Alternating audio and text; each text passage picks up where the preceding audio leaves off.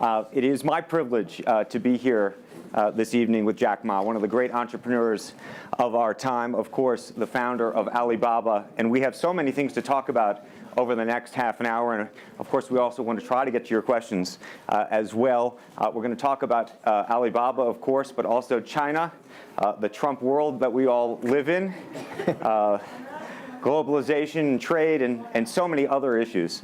But first of all, thank you for joining us. Yeah. Let me start with this, which is to say that you just spent some time inside Trump Tower and went to go visit with Donald, our president-elect in the United States. Tell us about that meeting. Well, it's a very productive meeting, much better than I thought, than I expected. What did you expect?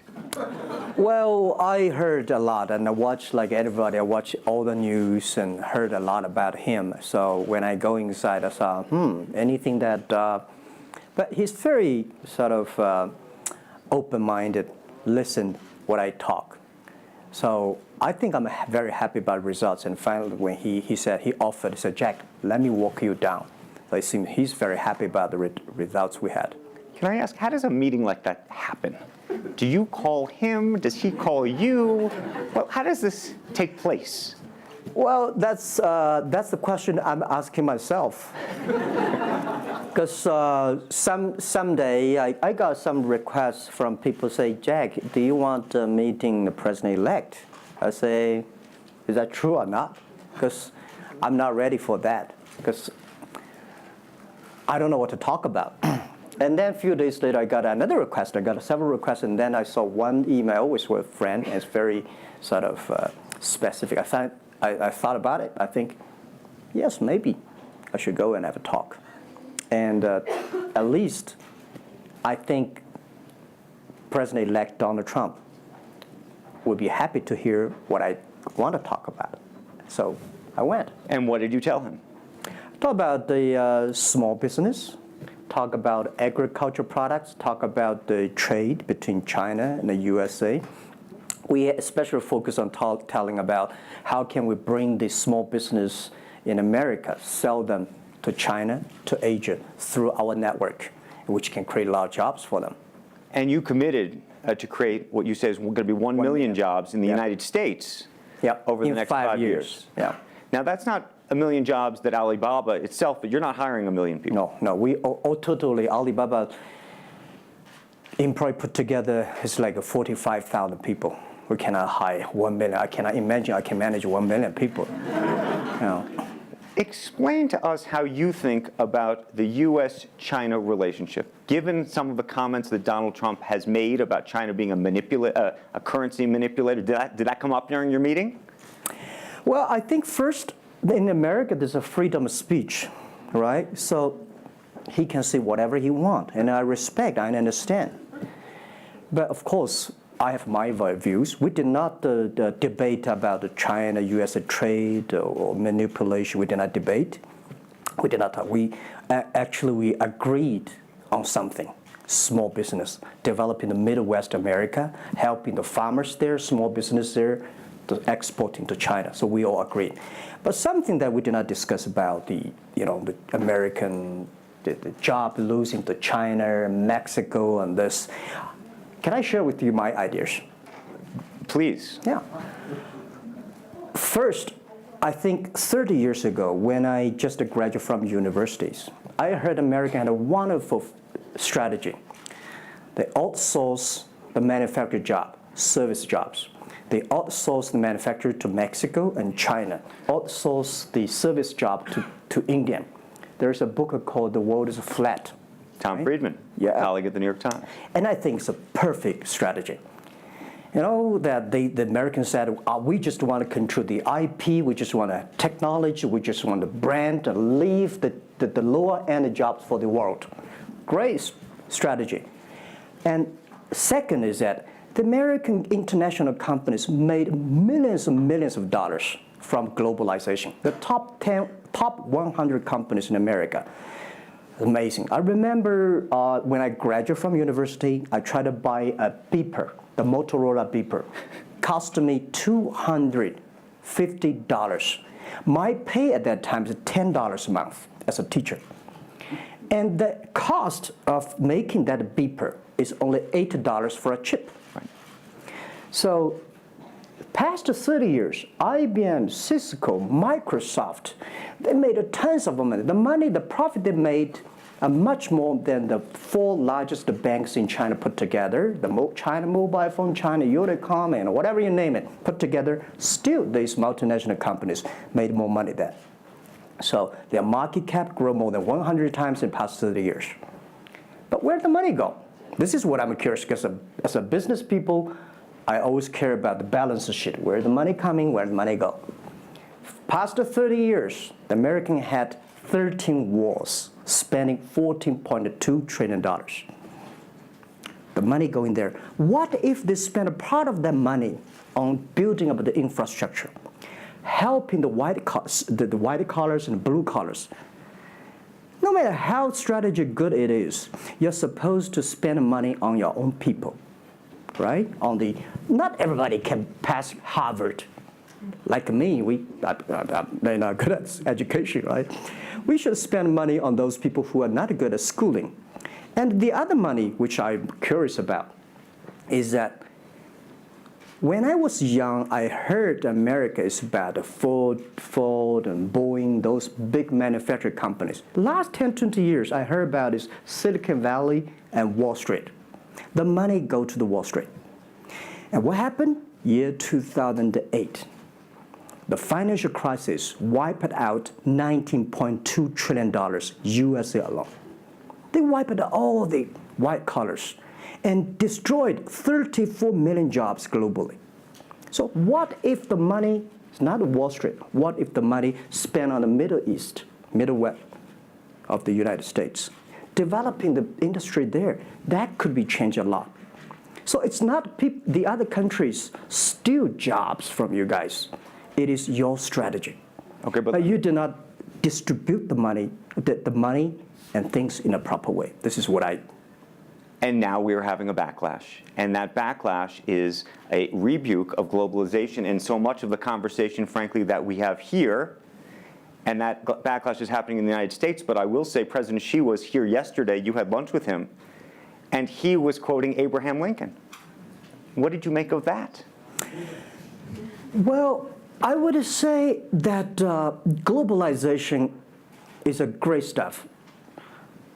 It's the USA, it's developed countries to teach us how to do globalization. I remember 2002 or 1 before China joined the WTO, everybody in China was worried. Me, I was worried. Because what if all the international products come to China, destroy our industry, and we have lose a job? So convinced China, after 20 years, then you guys are say, this is a terrible thing. I believe globalization is good, but globalization needs to be improved. This is Donald Trump, president-elect, want to solve it, the problems. That globalization, I think, should be inclusive globalization. In the past 30 years, the globalization was controlled by 60,000 big companies. 100 years ago, globalization was controlled by several kings and emperors. What if next 30 years we can support 6 million business doing business across the board?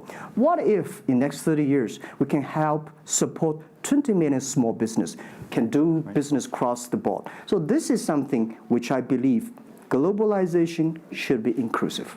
And do you think that the words of President Xi will happen in reality, which is to say that China has largely acted on its own behalf for many, many years, and now is effectively saying that the U.S. needs to continue acting on everybody else's behalf? Yeah, I think, the world needs some, such a, Mr. Xi yesterday said, it's a wonderful time, it's a bad time, or the worst time. The world needs a new leadership, but the new leadership is about working together. This is what I understand. We do not necessarily need one specific leader to teach us what to do, what not to do. But the world have to partner together. This is what I think. And I think as a Chinese, as a business people, I feel proud for what President Xi said yesterday. As a business person, I want the world to share the prosperity together, to join the force together. As a Chinese, I'm happy about what he committed. Yesterday he said, he speaks like us, takes the responsibility of the second largest economy. As the China's second largest economy, he has to take some responsibility. This is the first time I heard a Chinese leader make number commitment. He said, next 10 years, we are going to import 8 trillion US dollars. This make me feel excited because China is transforming from exporting to importing. If there's a concrete number, if we can fulfill it, this is going to be huge change to the China and to the world. But don't you think that it's easier today for China to be interested in globalization because of the benefits that can accrue to China because you're continuing to develop than it is for countries that are, quote unquote, developed?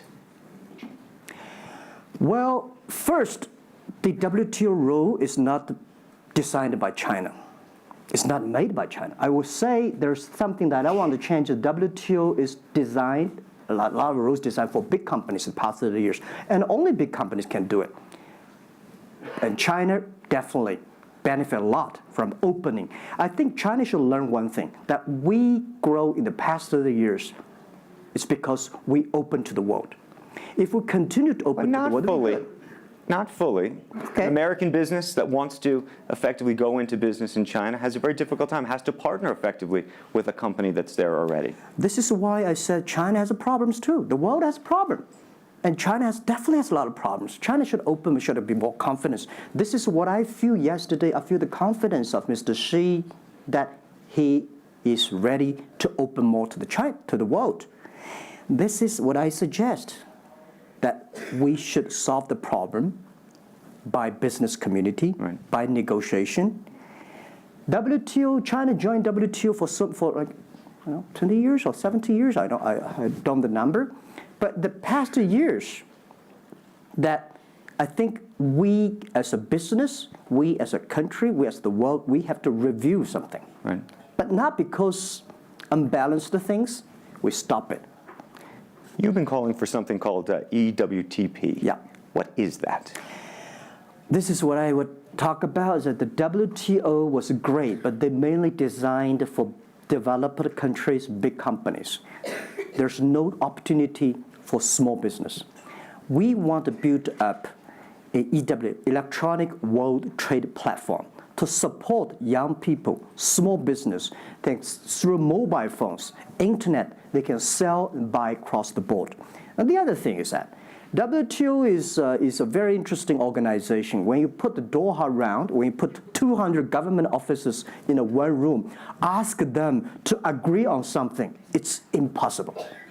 I can never imagine that they can agree on something together. Business should be designed by business people. So we believe EWTP should be something that the business people sit down together, agree on something, negotiate on something, and get endorsement from the government. I want to talk a little bit about Alibaba and the model itself, because I think for many in the West, if you will, they don't necessarily understand it. And to the extent that the extent that I could try to compare it to Amazon, which I know you think is an unfair comparison, one of the things that's so fascinating to me is that Amazon and Jeff Bezos have pursued what might be described as a very asset-heavy business model. They're buying airplanes. They want to own the entire supply chain from beginning to end. And Alibaba has effectively an asset-light business. It is very much, in terms of the retail piece of this, the opposite. You don't want to own the warehouses. You don't want to own the logistics companies. How do you think about that? Is Jeff Bezos right, or are you right? And is there going to be a meeting in the middle? I hope both are right. And because the world can never have one model. If the world has only one correct model, the world is too boring. Right? We need to have all kinds of models. And the people who do the model should believe in the model. And I believe what I do. Right? The difference between Amazon and us. Amazon is more like an empire. Everything they should control themselves, buy and sell. And our philosophy is that we want to be an ecosystem.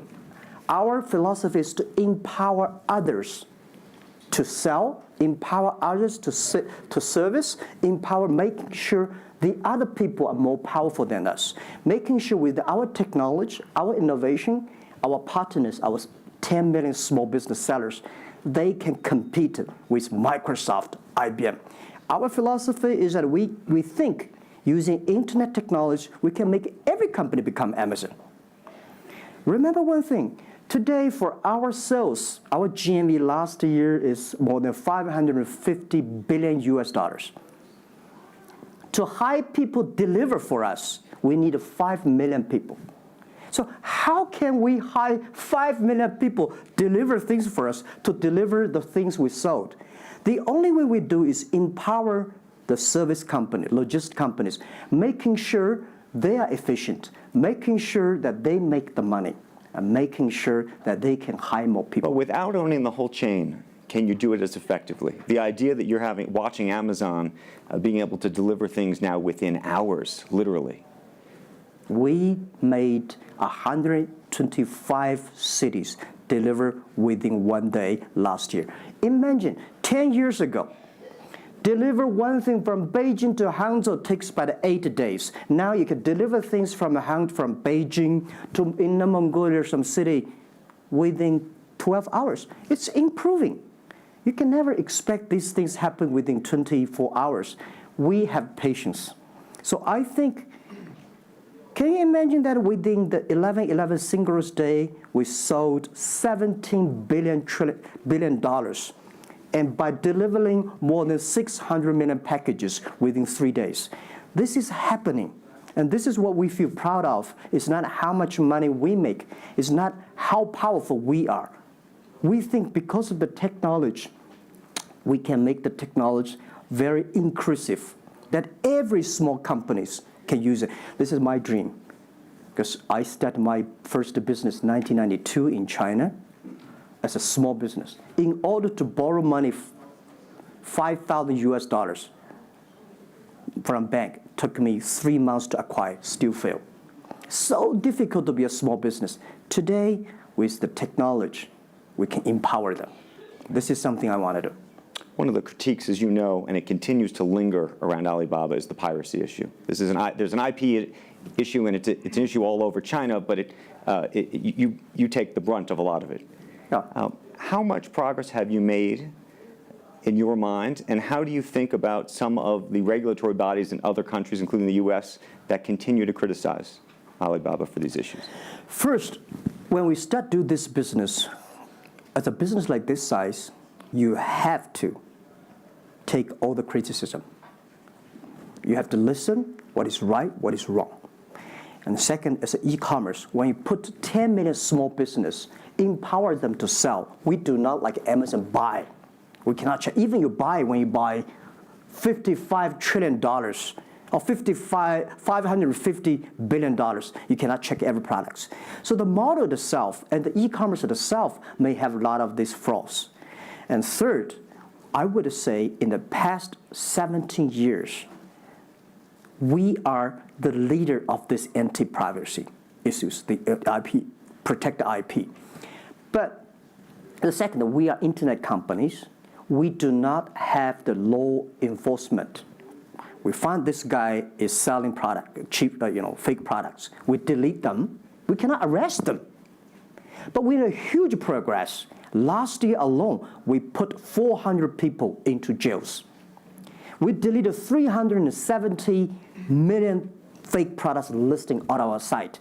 I would say we are the leaders, and we are using the big data to check who's buying, who's manufacturing, who's selling, what is the address.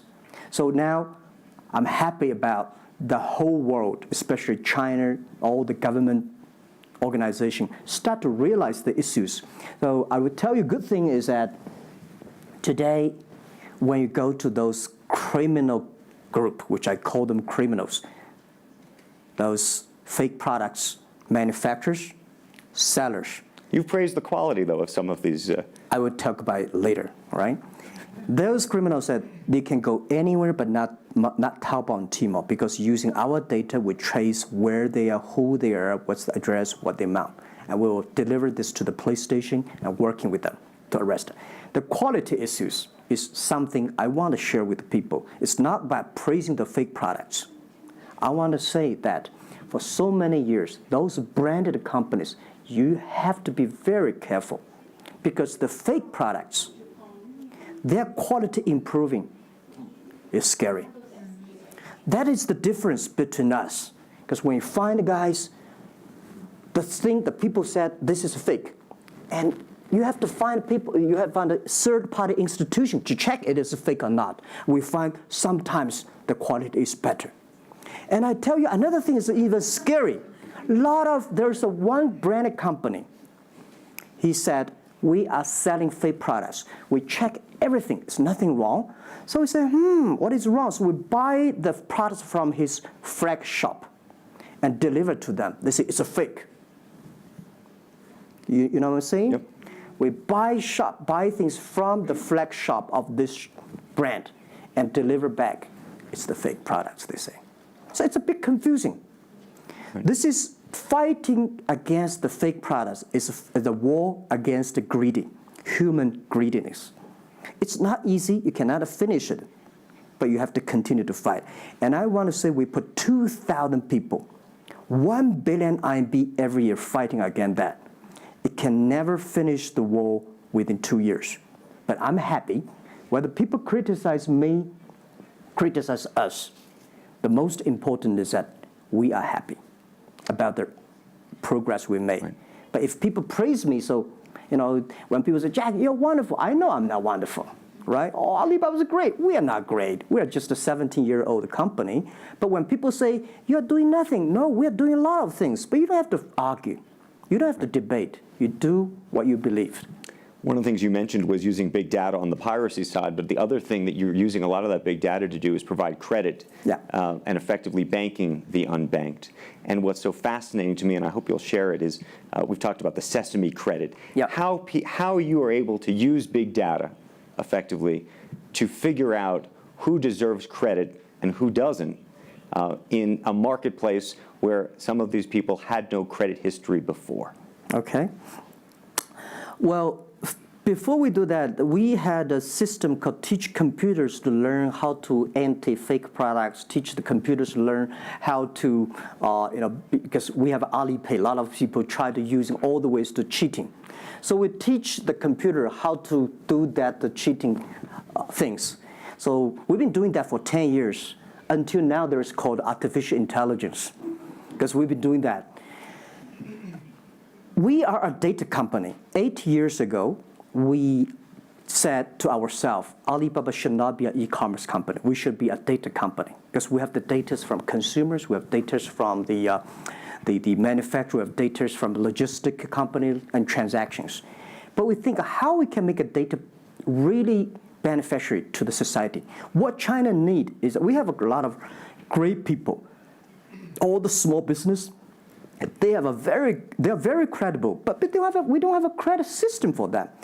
So how can we using a credit rating system based on the data we have to giving everybody a Sesame rating system? That is so powerful in the past 4 years because every individual, every small business, if they have been using our services, we give them a rating system. So we're giving loans in the past 5 years. We're giving 5 million business loans. They only borrow $5,000. 3 minutes, we can decide whether we should give you money, how much you want to give. Within 1 second, the money will be in your account. And 0 people touch, so we call it 310. And even today, the Sesame rating system become people dating. The mother-in-law want to say, hey, you want to dating with my daughter? Show me your rating system of the Sesame card. So it's so funny. We go to people want to rent a car, people want to rent a bicycle. They will say, show me your Sesame cards. Good. Because if they do not pay back, if they do not fulfill, the rating system is going to low down and they can never rent a house. Right? This is what we want to build up, the system. That if you sell or buy fake products, the Sesame cards will show. I'm going to open it up to questions, but a final one from me. There's been a lot of speculation that you're going to get into the business of Hollywood. Your name has appeared, Alibaba Group, at the beginning of a couple of big films recently. What is the ambition for Alibaba in the entertainment world? The beginning was like this. Several years, every 5 years, we have a review for our strategy. Now, our strategy is always look at the 30 years and 10 years. And every strategic decisions we make, we have to ask one question. Is this decision we made solve society problem? Because we believe the bigger social problem you solve, the more successful you are. So if this cannot solve any social problems, we don't do it. Second, is this project is going to be successful in 10 years? If it's going to be successful in 10 years, let's do it. If it's going to be successful in 1 year or 1 month, now more I would say, forget about it. Because why you can be successful in 1 year or 1 month? So we all have to put pen on. And 5 years ago, we had a big debate about 10 years later, 20 years, what are the things that China society and the world want? So we say happiness and health. 2H strategy. So happiness and health. We believe Hollywood, the movie industry, bring people happy. Because today, nobody's happy. Rich people not happy, poor people not happy, At least when I watch a movie, I feel happy about it, right? So I think we should partner with the Hollywood, especially like a lot of, we have a different way of living. In China, the movie, we have a lot of heroes. But China movies, heroes always dead. The American movie hero never die. If all the heroes die, who want to be the hero? So my movie, I want to make the hero live. Right, so this is, I think we should learn a lot. And it's only about 2 years, so we have another 8 years to go. I want to make our company that it's not e-commerce. It's something that giving people inspirations. Giving people, because I learn a lot. For example, I always say that my favorite movie, Forrest Gump. Life's tough. This is I learned, and that inspired me. That is why when people call me crazy, stupid in the past 17 years, you're crazy, you're doing something never work. You're stupid, how can you do that model? Amazon this model, eBay this model, why Alibaba this model? I told myself, Forrest Gump said, go ahead. Never care about what the other people. And the other thing, Forrest Gump said, nobody make money out of the catching whales. People make money by catching shrimps. So we serve small business. Fair enough. Jack Ma, we should probably end it there because we're going to run out of time, but I thank you. Thank you so much for the conversation. I promised we'd sneak in a question or two, and we literally have 2 minutes, and they're going to get upset with me. If you have a question, and we're going to, I got to beg you to do it within literally, a second. So go for it right there. Okay, I'm not going to say that China and U.S. is going to have a trade war, but if the Trump administration gets tougher on China in terms of trade agreement, is that going to hurt Alibaba? Well, I don't think so. I think China and the U.S. should never have a trade war. We'll never have a trade war. And I think we should give President-elect Donald Trump some time. And he's open-minded. He's listening. And I think the war, it's so easy to launch a war. But it's so difficult, almost impossible sometimes to terminate a war. Iraq war, Afghanistan war, is that finished? No. Trade war. I believe one thing. When trade stops, the war starts. Trade is something that people start to communicate. Trade is something people exchange culture and value. And I will be happy if China and USA agree on something and Alibaba business model destroyed. I would destroy Alibaba model by stopping the war between. Because how can you imagine the first largest economy of the world, second largest economy of the world, have a trade war? It's going to be a disaster for two countries and for the world. If anybody can do something to stop it, do anything to stop it. Did you have a reaction to Trump and the situation with Taiwan and how he's thinking about that? Well, Taiwan, I think this is not something about government. This is not something about business. It's something about people. If the Taiwan issue is the population, if you do Taiwan issue, it's like against 1.4 billion people. So this is another issue. So we're talking about trade, we're not talking about Taiwan. Very politic. Let's take one final question if we can. I think we can steal one more in. Yes, sir, right there. I'm not a politician. I try to This speak is like me, this. a credit store. How do you assure you are not messing up with people's life and you are not dictating the whole, credit kingdom or the system? Because now you are the decision makers, you are the rule makers. Okay. First, I'm not sure. People say, oh, this is uncertain world. Every day is uncertain. The only certain day was yesterday. I'm not sure about that in the future I will dictate, I will be stupid. That's why I should retire early when I'm young. That is why I have a lot of things that I dream I want to do. I want to do philanthropy, I want to be a teacher, I want to go back to school, I want to do the environment. And the world is so wonderful. Why should I be the CEO of Alibaba all the time? I'm coming to this world not to work. I want to come to this world to enjoy my life. I don't want to die in my office. I want to die on the beaches. It's a wonderful message. Jack Ma, thank you for the conversation. Well, can I say one last thing? Yes, please, please. I just want to give my last advice to any people here that every government should pay attention to in the next 30 years are critical for the world. Every revolution, technology revolution takes about 50 years. The first 20 years, technology company. Next 30 years, the implication of the technology. Focus on next 30 years. The first 20 years, eBay, Amazon, Facebook, Alibaba, Google, good. The most important is that make the technology inclusive, make the world change. This is 30 years. Next, pay attention to those people who are 30 years old, because those are internet generation. They will change the world. They are the builder of the world. Third, that let's pay attention to the company who have fewer than 30 employees. So 30 years and 30 years old and 30 employees. That can make the world much better. Jack Ma, thank you very, very much. Thank you. Thank you. Thank you. Really appreciate it. Thank you. Thank you.